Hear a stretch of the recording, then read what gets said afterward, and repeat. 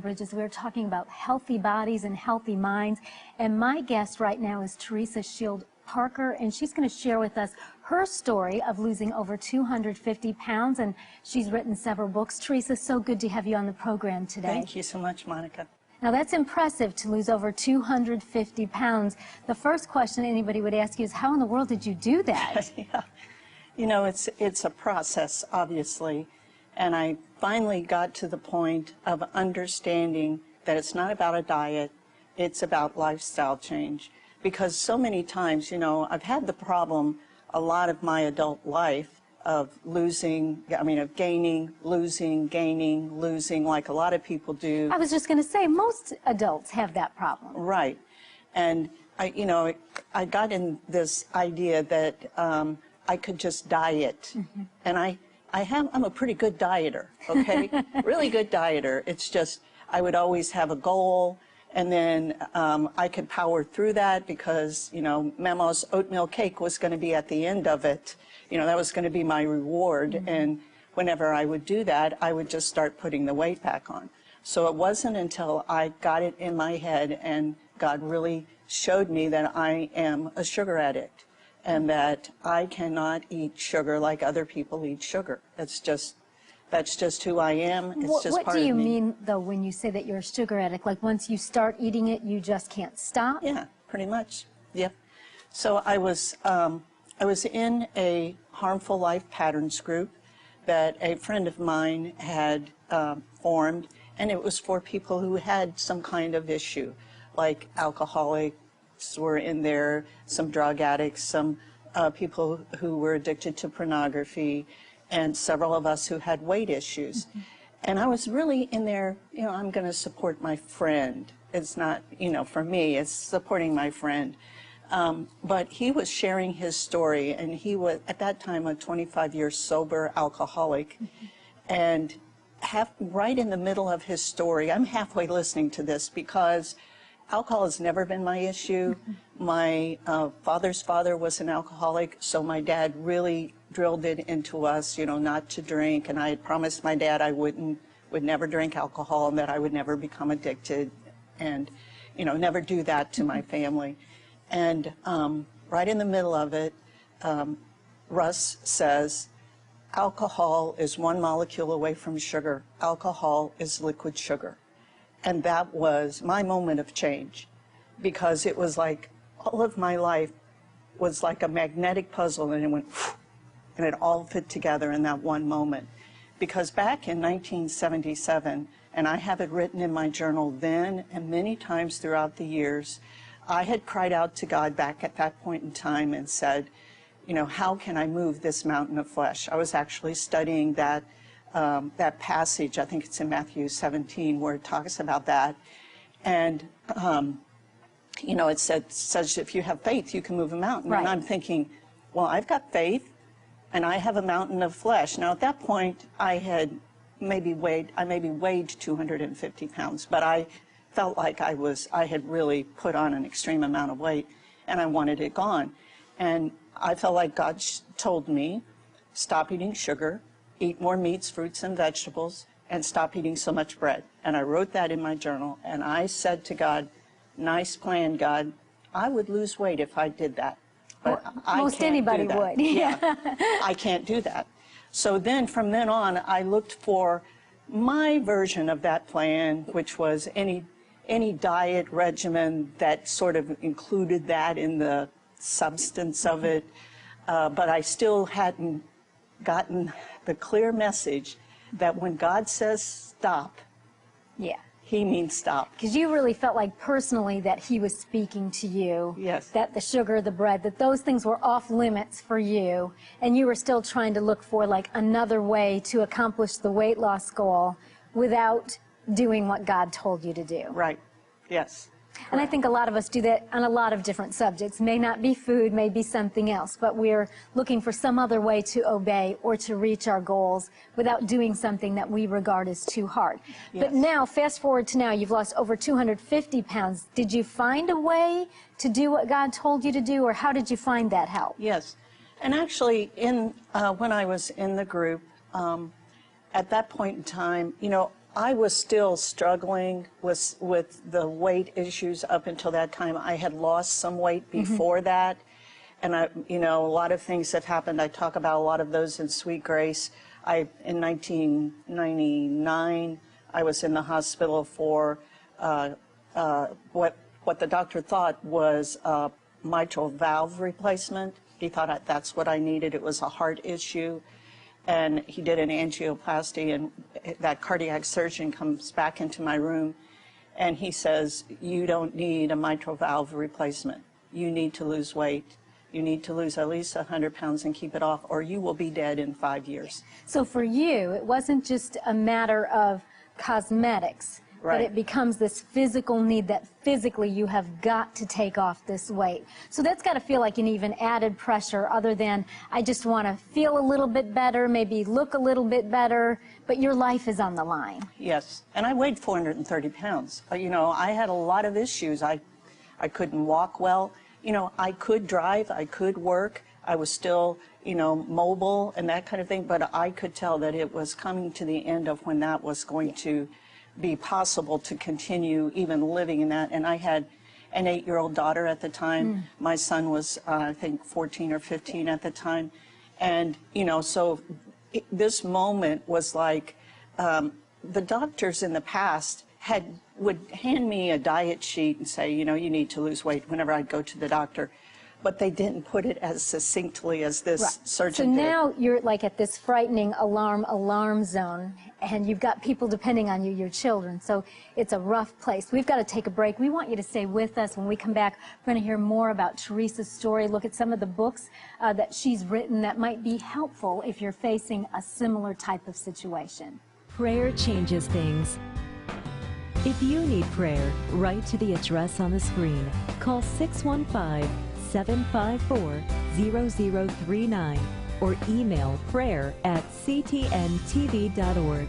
Log on to www.ctntv.org, where you can make a prayer request, view our program guide, see who's on bridges, or even watch one of Monica's latest teachings.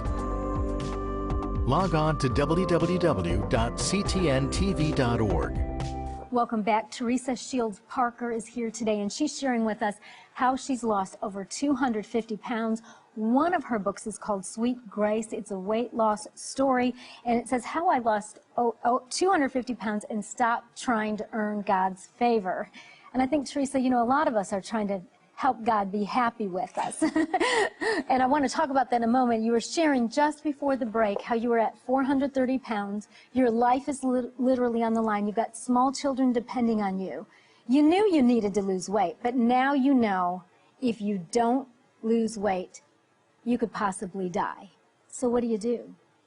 Well, when I was in this Harmful Life Patterns group that I was telling you about, and I had that moment of clarity about what I needed to do, I said to the fellow who was leading the group, can people be a sugar addict? This was before there was a lot of information about sugar addiction out, and I had not heard anything about it. And he said to me, you can be addicted. I believe you can be addicted to anything that controls you. I believe that too. It may not be illegal, you may not go to prison for it, but I think we can be addicted to a lot of things. So then what's next? Because now you've lost over 250 pounds, you've written 3 books and a workbook. How did you get past that life-controlling problem? One thing that he talked to us about was just a real simple thing called stop-start. So we have neural pathways in our brain, and neural pathways are things like you get up in the morning and you brush your teeth. It's a shortcut in your brain. Your brain doesn't have to think about it. Probably when you get up to go to work, you know exactly where you're going to go out of the driveway and how you're going to get there, and you don't even remember what happened sometimes between when you left and when you got there. So we have those same kind of shortcuts that, for me, would say, when I need comfort, I'm going to eat sugar. When I'm afraid, I'm going to eat sugar. When I'm lonely, I'm going to eat sugar. Any kind of thing any kind of emotional angst that I have, I'm going to go to this source. And so I don't even think about it. I just go and do it. Stop-start is because you can't erase a neural pathway, you can't eliminate it, you can't say, I'm just going to not do that anymore. What you have to do is stop the bad habit, but put a good habit in its place. So you have a stop-start. And so my very first stop-start, when he was sharing this, I felt like I wanted to, give up all sugar. Well, one of the things he told us was, you want to do something at the beginning, your very first stop-start wants to be something that is doable, that's a SMART goal, right. That's, specific, measurable, attainable, realistic, and timely. And so I stopped eating candy because I was eating it by the bagfuls at that point in time. And I started exercise. And the exercise I started was just walking in the water, because we have a great pool in our indoor pool in our community, and that I had done that before and I liked it, but I hadn't made it a priority. And so he drilled me down about it. When are you going to do it? How often are you going to do it? How are you going to get there? All of those kinds of things. And so I made that a goal, and that was my first thing that I started, and that really propelled me forward because it was doable for me. Right. And I did it. And then there's a success, so success is a great motivator. And success builds on success. And yes. I think for a lot of us, when we have a big goal, especially if it's a big weight loss goal, we're all or nothing. We want to go from no working out to working out all 7 days a week. And like, who can do that? Yeah. If we could have done that, we would have already been doing it. So you found by taking small, measurable steps. Now, this book, Sweet Grace, as I understand it, is is a bestseller on weight loss storybooks for Amazon. And this book talks about stop trying to earn God's favor. Is that something that people that have a weight problem might tend to do, or? Well, I think for me, the issue was I knew what God wanted me to do as far as weight loss. I didn't feel like I could do that. So I'm going to try to please him in another way. I'm going to try to, I'm a journalist by trade. I was editing and publishing a Christian newspaper at the time. I'm going to write more stories. I'm going to teach more Sunday school classes. I'm going to, be at every church service. I'm going to, all of those kind of things. And all of those things are good. Sure. But if you're doing it for the wrong reason, like to try to earn brownie points, that doesn't work. Right. Because it's his grace that moved me forward in this anyway. That's right. And it's his grace that loved me at that weight, that loves me at this weight, that loved me all the way in between. But the issue is an obedience journey, and that's the true issue that we have to get down to. Is this something God wants us to do? He doesn't really care what weight we are. I agree.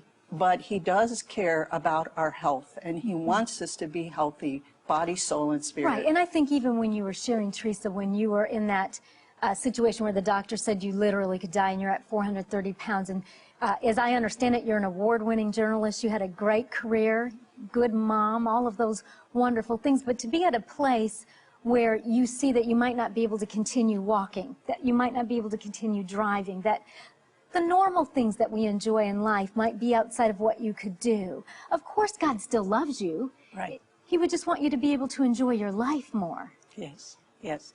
And to accomplish the destiny he has called me to, Ephesians 2:10 in the Passion Translation says, we are God's poetry, a recreated people who will fulfill the plans that he has for us because we are joined with Jesus, the Anointed One.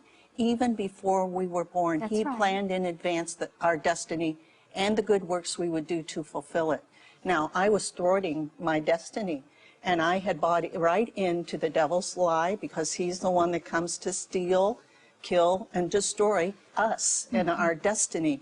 He can't necessarily kill us, but he can thwart our destiny and keep us from going where, being effective in the kingdom. Right. Well, he can encourage us to thwart our destiny, Yes. but we have to choose by our Yes. disobedience. Yes. And I think that you're touching on something that is important to so many of us. I mean, here in America, we're blessed with a plethora of food. Yes. I mean, food is everywhere. You can't, and again, it is something that I do believe it can be an addiction. It won't send us to prison. I've certainly had my own problems with food and that sort of thing, and yet it can control portions of our life. Not only that, but you know, it just takes us out of the game of life. Yes. And, you know, I just got an email from a pastor. I get emails all the time from people who are trying to go forward on this journey, and they don't know how, and they've gotten, you know, the same kind of death sentence over them that I had, you know, in 1999, and they don't know what to do. Right. And so that's why I've started weight loss coaching groups online, and, you know, I have people in that group that are from all over the U.S., but also foreign countries. That's awesome. Missionaries, many people like that. That's right. Lots of people struggle. Thank you. We are out of time. Enjoyed you being here. Check out Teresa's website so you can find out the materials available to you. We've got to go. Goodbye, and God bless you. If you would like to contact WHTN, you can write to the address on the screen or call us at 615-754-0039 or visit us on the web at www.ctntv.org.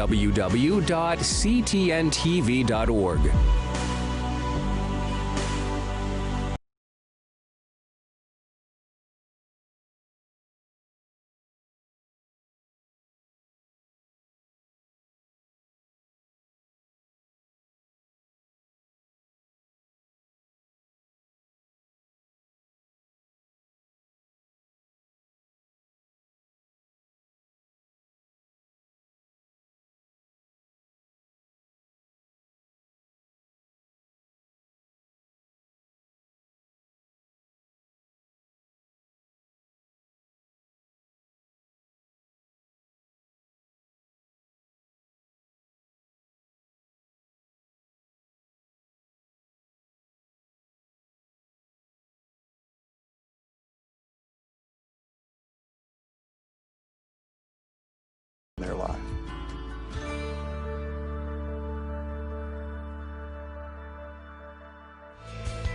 Join the Bridges community on Facebook. Visit Facebook and search for Bridges with Monica. We would love to connect with you. Do you have a ministry or business? You can contact Nashville's WHTN for studio and programming rates. Visit ctntv.org/studio or call 615-754-0039 for more details. For more information on a guest, visit our website, ctntv.org.